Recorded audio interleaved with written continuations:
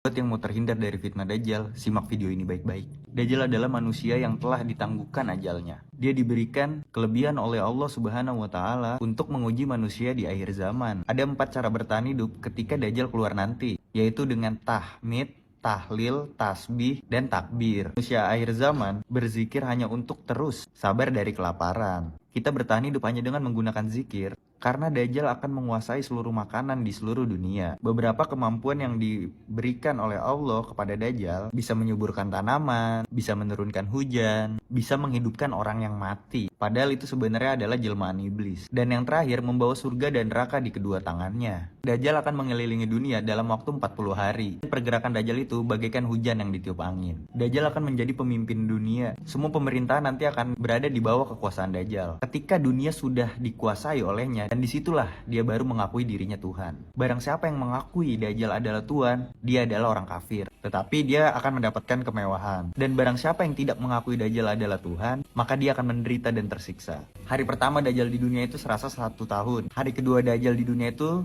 serasa seperti 1 bulan. Hari ketiga Dajjal di dunia itu serasa seperti 1 minggu. Dan hari keempat dan seterusnya seperti hari-hari seperti biasanya. Mayoritas pengikut Dajjal adalah wanita dan anak-anak. Karena mereka itu mudah dipengaruhi sesuai sabda Rasulullah SAW. Mayoritas pengikut Dajjal adalah wanita. Sehingga ada seorang pemuda yang pergi kepada istri ibunya, putrinya, dan saudarinya. Kemudian mengikatnya, karena bimbang mereka akan menemui Dajjal. Dajjal akan menghidupkan kedua orang tua kita agar meyakini bahwa dia adalah Tuhan. Sedangkan itu hanya jelmaan iblis. Jika bertemu dengan Dajjal, maka bacalah 10 ayat pertama dari surat Al-Kahfi. Sesuai sabda Nabi Muhammad SAW. Siapa yang menghafal 10 ayat pertama dari surat Al-Kahfi, maka ia akan terlindung dari Dajjal. Hadis riwayat Muslim. Hanya 2 tempat yang tidak akan didatangi oleh Dajjal, yaitu Mekah dan Madinah. Karena tempat ini tempat yang dijaga ketat oleh para malaikat. Waktu Dajjal keluar nanti, masing-masing orang harus melindungi dirinya sendiri. Karena tak seorang pun bisa membantu. Pada waktu itu, seorang ibu aja nggak bisa tuh nolongin anaknya. Walau kita bersembunyi di dalam air, kita nggak bakal lolos dari Dajjal. Karena kata Syekh Zainul Asri, kekuasaan Dajjal itu ada di darat, di udara, maupun di laut. Kita tidak bisa lari. Dajjal itu takut dengan azan. Kalau dia buat benteng, dan waktu itu sedang azan, maka akan musnah benteng tersebut. Dajjal matanya buta di sebelah kanan, dan akan muncul tulisan kafaro di dahinya setelah ia mengaku Tuhan. Dajjal akan keluar dan menemui kita membawa surga dan neraka. Neraka adalah tempat kesengsaraan, dan surga adalah tempat kebahagiaan. Tetapi nerakanya Dajjal adalah surga, surganya Dajjal adalah neraka. Ini semua jadi dibalik ya.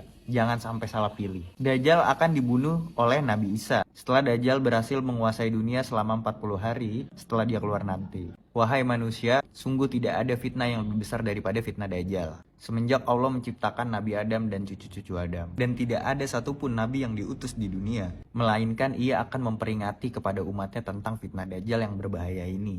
Orang yang malas mencari tahu perkara tentang Dajjal ini, maka mereka tak akan tahu seberapa dahsyatnya huru-hara yang akan dibawakan oleh Dajjal nanti. Dulu para kiai aja menangis untuk diwafatkan sebelum Dajjal datang, karena saking takutnya sama fitnah Dajjal. Berbagi gak bikin kamu rugi. Barang siapa yang menyampaikan satu ilmu saja, dan ada orang yang mengamalkannya, maka walaupun yang menyampaikannya sudah tiada, ia akan tetap memperoleh pahala jariah. Hadis riwayat Al-Bukhari. Jangan lupa untuk terus mengintrospeksi diri dan muhasabah diri. Hari ini kita mengingat Allah atau lupa. Wallahu a'lam bishawab.